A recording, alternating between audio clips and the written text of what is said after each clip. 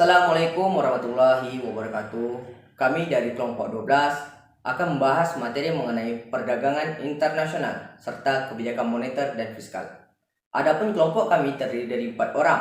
Yang pertama, Billy Ababil. Yang kedua, Erlina Astuti. Yang ketiga, Putri Dwi Yuni Andri. Yang keempat, saya sendiri Yusuf Hendri Saputra. Di sini kami akan mengupas materi dari salah satu MK kami, yaitu ekonomi bangunan. Silakan menyaksikan.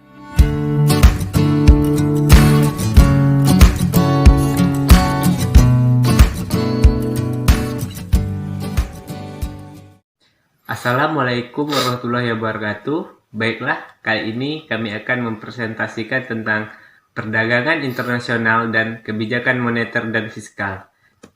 Perdagangan internasional.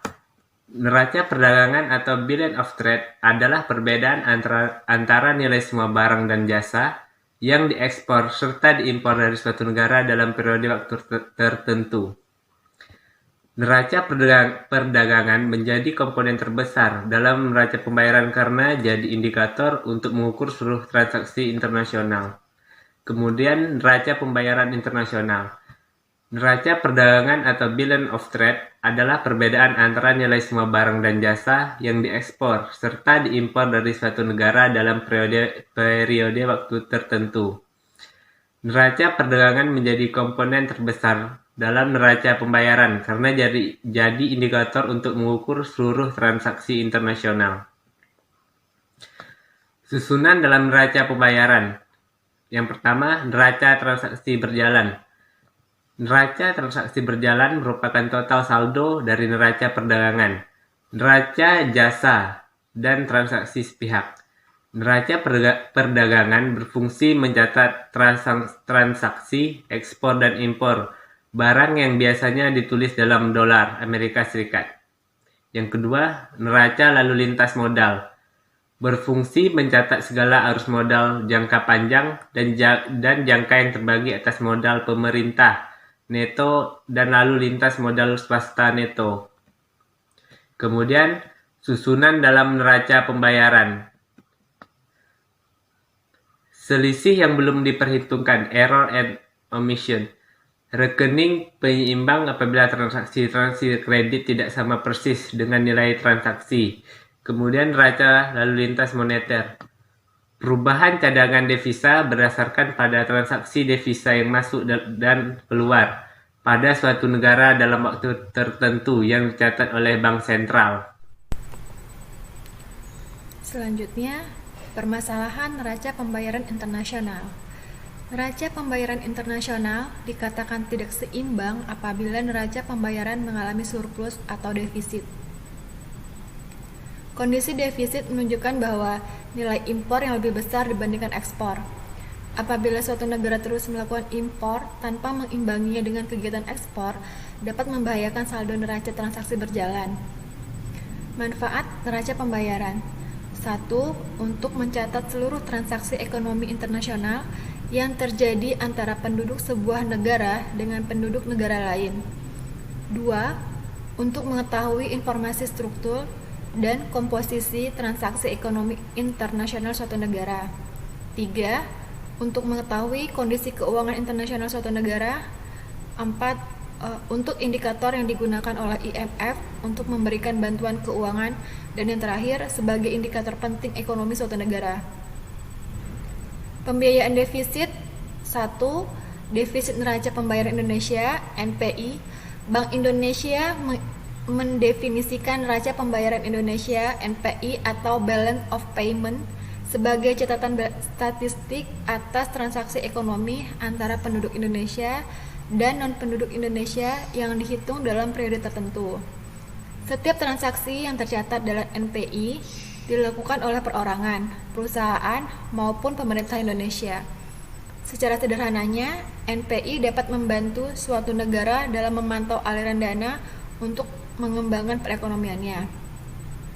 Bank Indonesia merilis angka NPI pada triwulan 2 tahun 2020 sebesar 9,2 miliar dolar Amerika Serikat.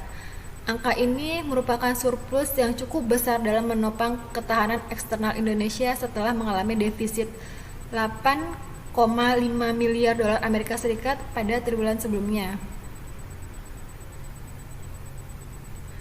Membaiknya kinerja NPI tersebut didukung oleh menurunnya defisit transaksi berjalan serta besarnya surplus transaksi modal dan finansial. Defisit transaksi berjalan makin menurun, ditopang oleh surplus neraca barang serta berkurangnya defisit neraca pendapatan primer. Penurunan defisit transaksi berjalan tersebut bersumber dari surplus neraca perdagangan barang akibat penurunan impor karena melemahnya permintaan domestik. Defisit neraca pendapatan mengecil karena berkurangnya pembayaran imbal hasil kepada investor asing, sejalan dengan kontraksi pertumbuhan ekonomi domestik di triwulan 2 tahun 2020 yang tercermin pada penurunan kinerja perusahaan dan investasi. Sementara itu, defisit neraca jasa sedikit meningkat didorong oleh defisit jasa perjalanan karena kunjungan wisatawan mancanegara yang turun signifikan selama pandemi COVID-19. Di sisi lain, remintasi dari pekerja migran Indonesia berkurang, sejalan dengan kontraksi pertumbuhan ekonomi dunia juga menahan penurunan defisit transaksi berjalan lebih lanjut. Two-gap theory. Two-gap theory merupakan sumber keuangan dari luar baik hibah maupun pinjaman yang dapat memainkan peranan yang penting dalam usaha melengkapi kekurangan sumber daya yang berupa devisa atau tabungan domestik. Argumen ini mengatakan bahwa negara-negara berkembang menghadapi kendala berupa keterbatasan tabungan domestik yang jauh dari mencukupi untuk menggarap segenap peluang investasi yang ada, serta kelangkaan devisa yang tidak memungkinkannya mengimpor barang-barang modal dan antara yang penting bagi usaha pembangunannya. Selanjutnya tentang kontroversi hutang luar negeri. Dilansir dari Bank Dunia bahwa Indonesia termasuk ke dalam 10 negara berpendapatan kecil hingga menengah dengan jumlah hutang luar negeri terbesar pada tahun 2019. Tepatnya Indonesia berada pada posisi ke-6 dengan jumlah hutang sebesar 402,08 miliar US dollar atau sekitar 5.907 triliun rupiah. Utang tersebut terdiri dari utang jangka panjang 354,5 miliar US dollar dan jangka pendek 44,799 US dollar. Adapun utang Indonesia kembali naik di tahun 2020. Pertumbuhan utang luar negeri Indonesia pada Agustus 2020 tercatat 5,7% lebih tinggi dibandingkan dengan pertumbuhan bulan sebelumnya sebesar 4,2%. Hal ini disebabkan oleh transaksi penarikan neto utang luar negeri, baik utang luar negeri pemerintah maupun swasta. Pada akhir Agustus 2020 tercatat sebesar 200,1 miliar US dollar atau tumbuh sebesar 3,4% dibandingkan dengan pertumbuhan bulan Juli sebesar 2,3%. Selain itu, penguatan nilai tukar rupiah terhadap dolar Amerika Serikat juga berkontribusi pada peningkatan nilai utang luar negeri berdenominasi rupiah. Selanjutnya yaitu tentang foreign direct investment atau yang disebut dengan investasi asing langsung.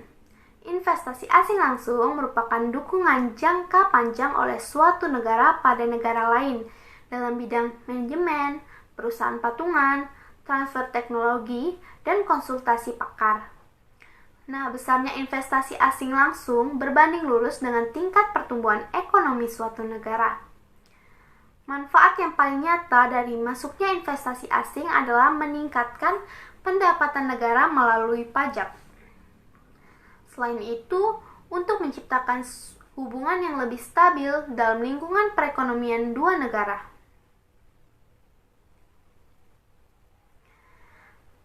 Slide selanjutnya yaitu tentang peran sistem keuangan. Sistem keuangan pada dasarnya adalah tatanan dalam perekonomian suatu negara yang memiliki peran terutama dalam menyediakan fasilitas jasa-jasa di bidang keuangan oleh lembaga-lembaga keuangan penunjang lainnya, misalnya pasar uang dan pasar modal. Nah, sistem keuangan di Indonesia pada prinsipnya ini dibedakan menjadi dua, yaitu sistem perbankan dan sistem lembaga keuangan bukan bank. Adapun peran lembaga keuangan sistem perbankan dapat menerima simpanan dari masyarakat, maka disebut juga sebagai depository financial institution yang terdiri dari bank umum dan bank perkreditan rakyat. Sedangkan lembaga keuangan bukan bank sendiri memiliki peran sebagai lembaga keuangan selain dari bank yang dalam kegiatan usahanya tidak diperkenankan untuk menghimpun dana secara langsung dari masyarakat. Selanjutnya yaitu tentang kebijakan moneter dan fiskal.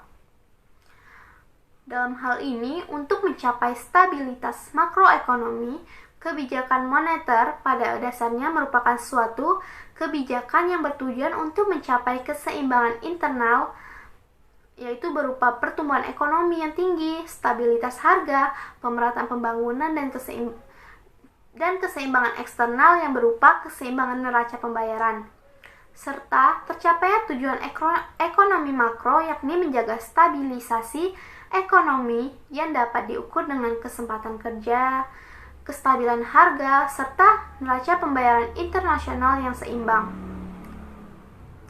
Apabila kestabilan dalam kegiatan perekonomian terganggu, maka kebijakan moneter dapat dipakai untuk memulihkan.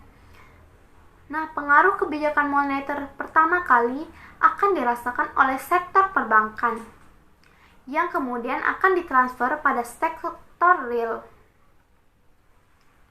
Kebijakan moneter dilakukan antara lain dengan salah satu, namun tidak terbatas pada instrumen sebagai berikut, yaitu seperti suku bunga, giro, wajib minimum, intervensi di pasar valuta asing, dan sebagai tempat terakhir bagi bank-bank untuk meminjam uang apabila kesulitan likuiditas.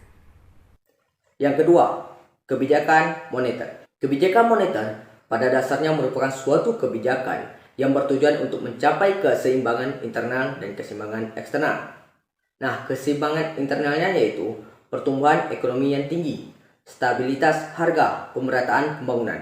Sedangkan keseimbangan eksternalnya yaitu keseimbangan neraca pembayaran.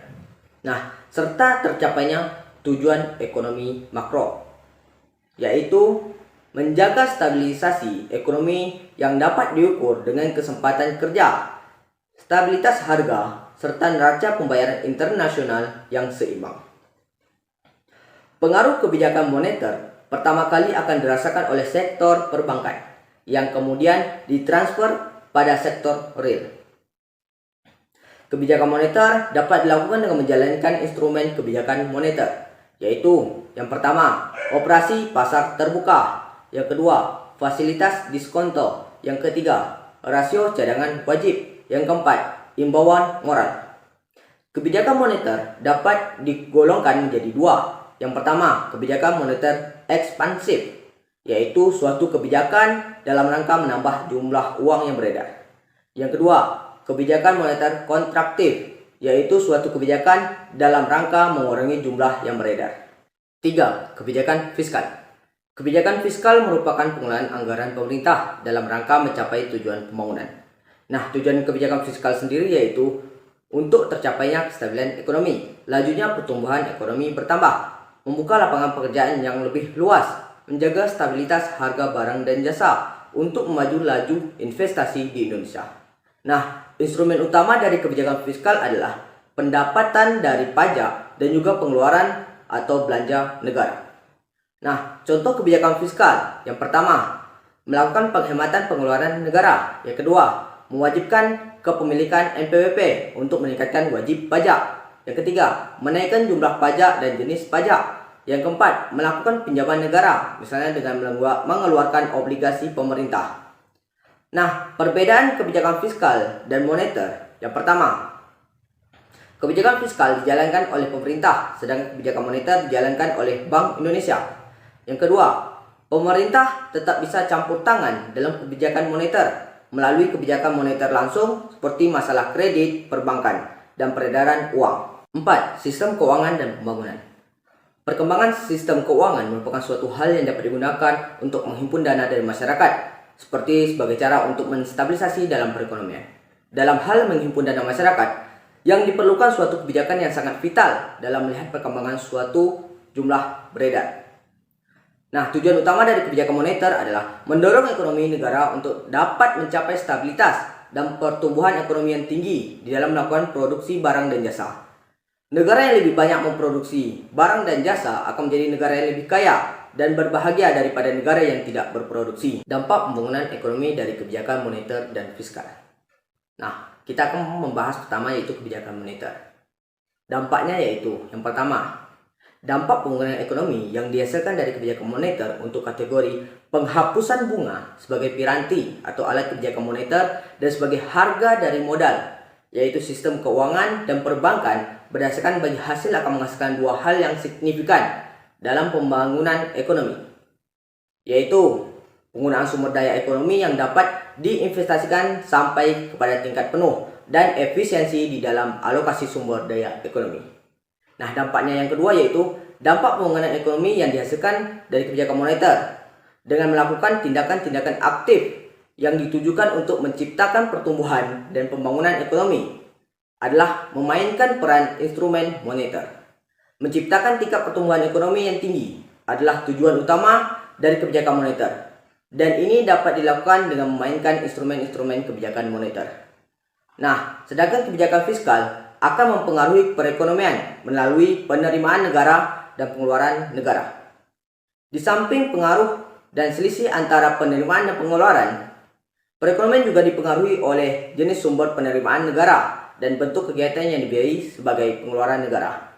Di dalam perhitungan defisit atau siklus anggaran pendapatan dan belanja negara atau APBN, perlu diperhatikan jenis-jenis penerimaan yang dapat dikategorikan sebagai penerimaan negara dan jenis-jenis pengeluaran yang dapat dikategorikan sebagai pengeluaran negara. Pada dasarnya, yang dimaksud dengan penerimaan negara adalah pajak-pajak dan berbagai pungutan yang dipungut pemerintah dari perekonomian dalam negara dan menyebabkan kontraksi dalam perekonomian. Dengan demikian, hibah dari negara donor serta pinjaman luar negeri tidak termasuk dalam penerimaan negara.